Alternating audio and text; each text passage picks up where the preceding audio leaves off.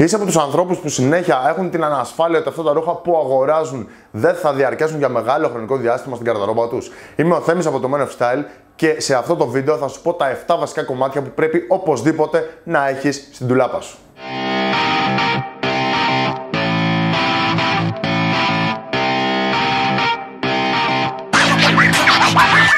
Ένας από τους βασικούς λόγους που πρέπει να έχεις τα ρούχα που θα σου πω στη συνέχεια είναι για να είσαι σίγουρος ότι θα έχεις μια καλή βάση για τα ρούχα σου και τον ντύσιμό σου, και όταν έχεις μια καλή βάση πάντα μπορείς να προσθέσεις ένα trend και να είναι σωστό το ντύσιμο. Το πρώτο ρούχο που πρέπει οπωσδήποτε να έχεις στην γαρδαρόμπα σου είναι ένα κουστούμι.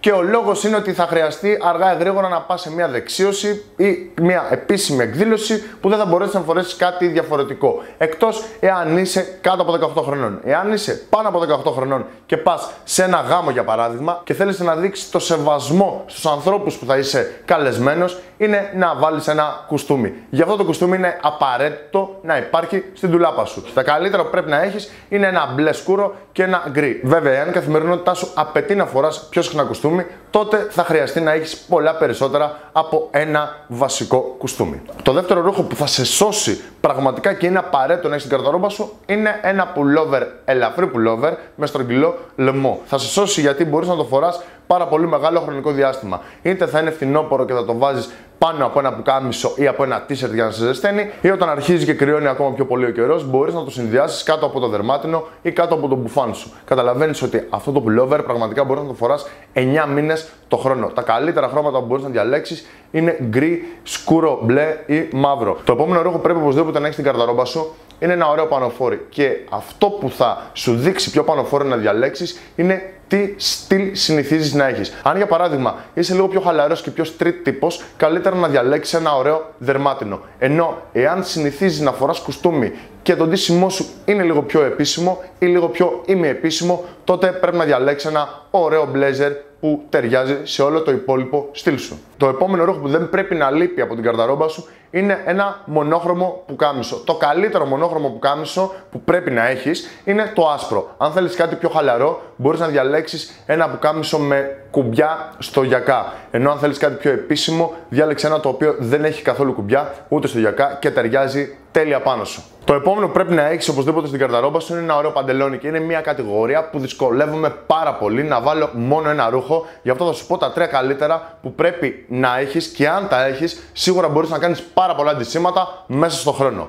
Νούμερο 1 είναι ένα σκούρο μπλε τσίνος, ένα εφασμάτινο σκούρο μπλε παντελόνι που μπορεί να σε βοηθήσει για πολλά ντυσίματα από το πρωί έως το βράδυ. Το επόμενο που μπορείς να το φορέσεις και χειμώνα, φυσικά και καλοκαίρι, αλλά το χειμώνα λίγο περισσότερο γιατί είναι μάλινο, είναι το γκρι μάλινο παντελόνι. Και κλείνοντας, το τρίτο και καλύτερο, πολλές φορές το πιο αγαπημένο ρούχο των ανδρών, είναι ένα σκούρο μπλε τζιν.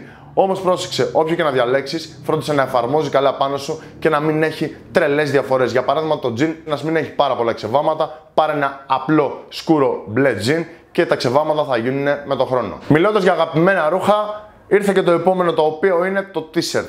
Φυσικά δεν μπορείς να έχεις μόνο ένα t-shirt, αλλά διάλεξε κάποια t-shirt τα οποία εφαρμόζουν καλά και έχουν απλούς χρωματισμούς. Για παράδειγμα, μην παίρνεις t-shirt με τίποτα ξερατά πάνω, με τίποτα φωτιές, με τίποτα γλίτσες, γιατί δεν μπορείς να τα φορέσεις πουθενά παρά μόνο στον ύπνο σου, άντε το πολύ και σε κάποια προπόνηση. Αν θέλεις να έχεις t-shirt το οποίο μπορεί να αποτελέσει ένα βασικό κομμάτι για να κάνεις πάρα πολλά ντυσίματα, είναι τα απλά t-shirt, τα οποία είναι άσπρα, γκρι, μπλε, μαύρα. Αν θέλεις να διαλέξεις κάτι πιο χαλαρό στη δουλειά σου και είναι λίγο πιο ημιεπίσημο το dress code, αυτό που πρέπει να διαλέξεις είναι να διαλέξεις πόλο t-shirt. Μπορείς να έχεις 3-4 απλά t-shirt όταν θα βγαίνεις με τους φίλους σου και να έχεις 1-2 πόλο για τη δουλειά σου. Για να πλαισιώσεις ένα ντύσιμο, αυτό που χρειάζεται είναι τα παπούτσια. Και αυτή είναι μια κατηγορία επίσης που δεν μπορώ να το περιορίσω σε μόνο ένα ρούχο. Γιατί δεν μπορείς να έχεις ένα ζευγάρι παπούτσια τα οποία θα ταιριάζουν σε όλες τις περιστάσεις που θα σου τύχουν μέσα στο χρόνο.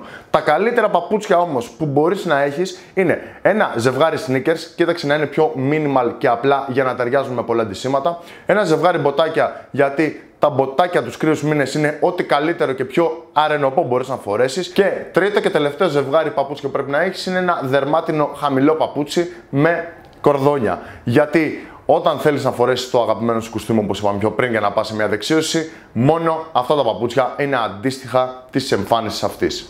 Άλλο ένα extra tip που θέλω να σου δώσω για το ντύσιμό σου είναι τα αξεσουάρ. Μην φανταστείς τίποτα τρελά αξεσουάρ, αλλά αυτά που ήδη φοράς να είναι περισσότερο προσεγμένα. Τα καλύτερα είναι μια ζώνη και ένα ρολόι που ταιριάζει με πάρα πολλά ντυσίματα. Τώρα, αν με άκουσες αυτό το βίντεο να σου λέω για κάποια χρώματα τα οποία μπορεί να θεωρήσεις αδιάφορα, όπως έχω γυρίσει και ένα βίντεο συγκεκριμένα το οποίο μπορεί να βρεις στο link από κάτω. Δηλαδή, έχω αναφέρει πάρα πολλές φορές το χρώμα άσπρο, γκρι, μπλε, μαύρο. Ναι, συμφωνώ ότι μπορεί να είναι αδιάφορο ένα αντίσιμο αν φοράς μόνο αυτά τα χρώματα, αλλά αν θυμάσαι ότι αυτό το βίντεο είναι κάποια ρούχα ή κάποια κομμάτια που πρέπει να έχεις στην καρδαρόμπα σου για να αποτελέσουν την καλύτερη βάση και να τα πλαισιώσεις ή να παίξεις με κάποια χρώματα πάνω από αυτά. Ήμουν ο Θέμης από το Men of Style και σε αυτό το βίντεο είδες τα 7 ρούχα που πρέπει να έχεις οπωσδήποτε στην καρδαρόμπα σου. Κάνε ένα σχόλιο και γράψε μου το δικό σου αγαπημένο ρούχο από κάτω. Αν δεν έχεις κάνει subscribe, κάνε τώρα.